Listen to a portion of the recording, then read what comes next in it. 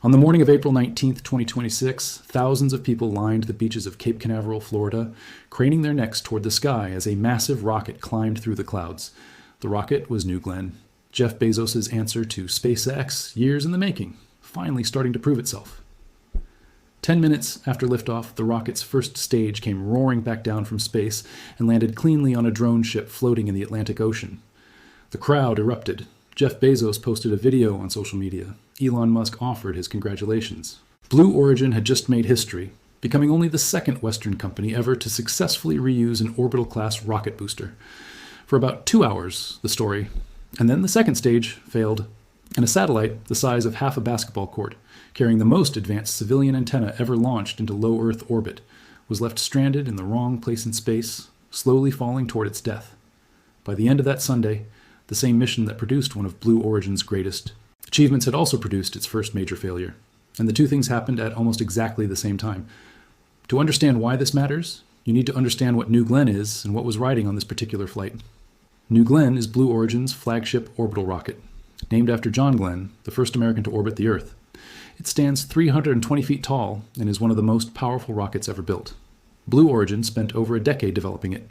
The company was founded in 2000, 4 years before SpaceX, but while SpaceX raced ahead and made history over and over again, Blue Origin moved slowly, methodically, and mostly stayed out of the orbital launch business for years. New Glenn was supposed to change that. Its first flight finally happened in January 2025, more than 15 years after Blue Origin began, and it reached orbit, though the company lost the booster during a landing attempt. The second flight followed later in 2025 with a NASA payload, this time successfully recovering the booster. By the time the third mission arrived in April 2026, New Glenn was supposed to be proving something bigger than just reaching orbit. It was supposed to be proving it could be trusted with real commercial payloads for paying customers. The customer on this third mission was AST Space Mobile, a Texas-based company with an extremely ambitious goal. AST is building a constellation of satellites designed to deliver cellular broadband connectivity directly to standard smartphones. Not special phones, not satellite phones, regular smartphones, the same ones in your pocket right now. The idea is that wherever you are on Earth, even in the middle of the ocean or the most remote desert, your phone would connect directly to one of AST's satellites overhead and give you a usable connection. To make this work at scale, AST needs a lot of satellites in orbit. The company had told investors it planned to have 45 satellites in orbit by the end of 2026. At the start of 2026, it had only 7. The math required launching dozens more over the next several months, and BlueBird 7 was supposed to be the first of a rapid series of launches that would push that number up. The satellite itself was extraordinary. BlueBird 7 carried a phased array antenna measuring 2,400 square feet, roughly the size of half a basketball court, making it the largest civilian antenna of its type ever placed into low Earth orbit. This was not a small, cheap satellite. It was a precision instrument built to beam signals directly to ordinary phones from hundreds of miles above the Earth. The launch on the morning of April 19th started on time, or close to it. New Glenn lifted off from Launch Complex 36 at Cape Canaveral Space Force Station at 7:25 in the morning Eastern Time, about 40 minutes into its 2-hour launch window after a brief hold for an unspecified technical issue. The rocket climbed cleanly into the sky. The first stage separation happened as planned, and then, roughly 10 minutes after liftoff, the first stage booster, nicknamed Never Tell Me the Odds, the same booster that had flown on New Glenn's second mission, fired its engines and guided itself back down through the atmosphere, deploying its 6 landing legs and touching down on Blue Origin's recovery ship, the Jacqueline, floating about 375 miles off the coast of Florida. It was a textbook landing. Blue Origin became only the second Western company in history, after SpaceX, to successfully reuse an orbital-class rocket booster. Jeff Bezos shared the drone footage of the landing on X. Elon Musk, whose own company pioneered this technology, replied with congratulations. For about 2 hours, everything looked perfect. Then the silence started. About an hour and 10 minutes after launch, the second stage engine was supposed to fire again, the critical second burn that would push BlueBird 7 from a lower parking orbit up into its intended final orbit. That time came and went. Blue Origin said nothing. The crowd watching the mission livestream waited. Analysts watching tracking data from the U.S. Space Force saw something that did not look right. The upper stage and the satellite were sitting in a parking orbit of just 154 by 494 kilometers. A highly elliptical, uneven orbit where the satellite was swinging between a very low point and a higher point on each pass around Earth. That was the parking orbit, the first step. The second engine burn was supposed to circularize that orbit and raise it to a stable altitude where BlueBird 7 could actually operate. That burn apparently never happened correctly. About an hour after the expected time of payload separation, Blue Origin posted a carefully worded statement on X. It confirmed that payload separation had occurred and that BlueBird 7 had powered on. And then it said what nobody wanted to read. The payload had been placed into an off-nominal orbit. The company said it was assessing the situation and would provide more details. The details came 7 hours later, and they were final. AST SpaceMobile issued its own statement confirming what the tracking data had already suggested. BlueBird 7 had been placed into an orbit that was too low, far too low, for the satellite's own propulsion system to fix. The onboard thrusters on BlueBird 7 are electric propulsion engines, powerful enough for fine adjustments and station keeping once a satellite reaches its target orbit, but not powerful enough to overcome a major orbital shortfall. Large communication satellites are not designed with rescue margins built in. They are designed to be delivered to the right place and then to maintain themselves there. When the rocket fails to deliver them correctly, there's nothing the satellite itself can do.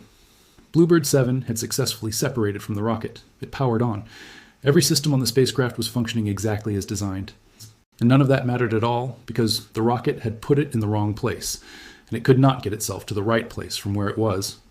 The satellite that had just made history as the largest civilian phased array antenna ever launched into low Earth orbit was going to burn up in the atmosphere.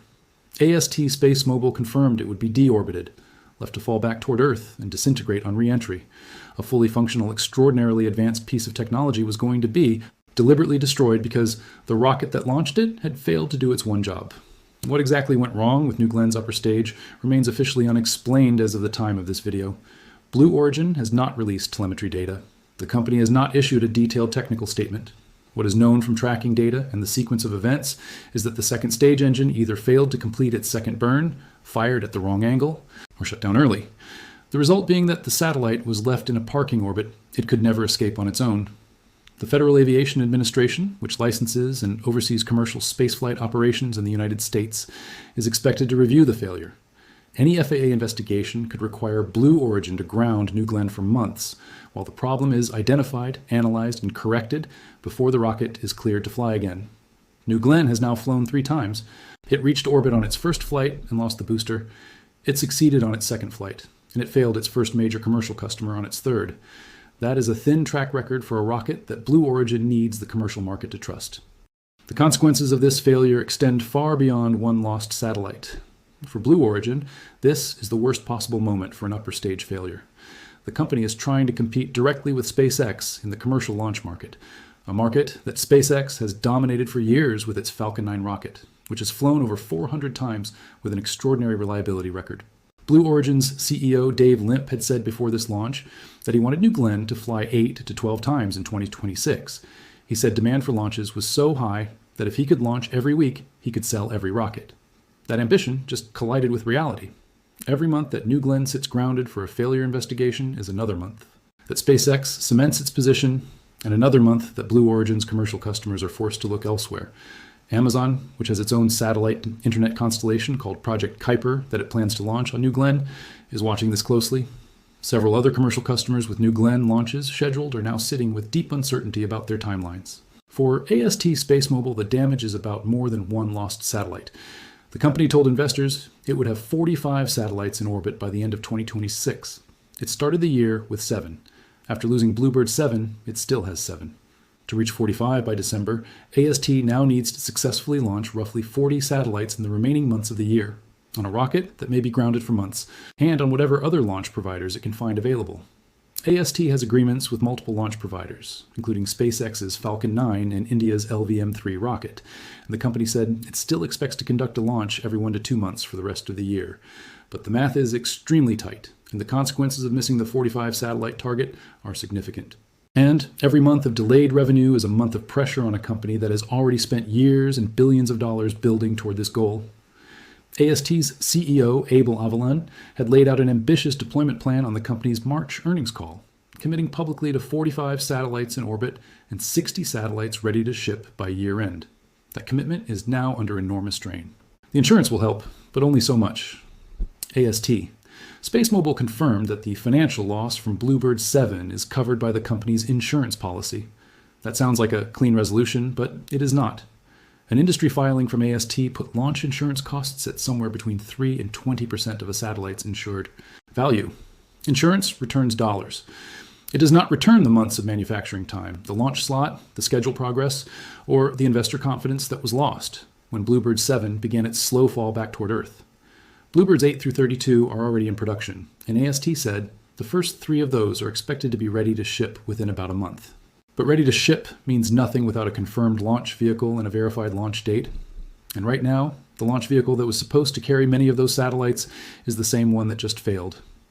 There is an important distinction to make clearly here, because the headlines on the day of the launch mix 2 very different stories into one. The booster reuse was a genuine, significant achievement. Blue Origin became only the second Western company in history to successfully fly and recover an orbital-class first-stage booster. That is real. That matters for the long-term economics of spaceflight, because reusable rockets dramatically reduce the cost of reaching orbit over time. SpaceX built its business model on this capability, and Blue Origin has now demonstrated it can do the same thing. The booster, called Never Tell Me the Odds, flew successfully for the second time, landed cleanly, and will fly again. That part of Sunday's mission worked exactly as planned and as hoped. But a rocket is not one thing. A rocket is a first stage and a second stage working together to deliver a payload to the right place. Blue Origin proved it can recover the first stage. It did not prove it can reliably operate the second stage, the part of the rocket that actually does the final, most critical work of placing a satellite into its exact target orbit. Reusing a booster wins headlines. Delivering payloads to the right orbit wins customers. And on April 19, 2026, Blue Origin won the headline and lost the customer's satellite in the same 10-hour window. The story of New Glenn and BlueBird 7 is ultimately the story of how difficult it is to build reliable orbital rockets, and how unforgiving space is when something goes even slightly wrong. A satellite the size of half a basketball court, carrying the most powerful civilian phased array antenna ever put into low Earth orbit, built to give ordinary smartphones a connection from space, designed to be the foundation of a constellation that would change how billions of people access the internet. Gone. Not because the satellite failed, not because the design was wrong, but because one engine burn on one stage of one rocket did not perform exactly as planned. That is the margin for error in orbital spaceflight. And that is exactly why what happened on April 19th matters. Not just for Blue Origin, not just for AST SpaceMobile, but for anyone watching the commercial space race and wondering whether anyone can actually challenge SpaceX at the highest level. The answer, as of today, is still being written. And the next chapter depends entirely on what Blue Origin finds when it looks inside the wreckage of its own second stage data and figures out what went wrong on the day it made history and destroyed everything at the same time. Origin's first major failure explained.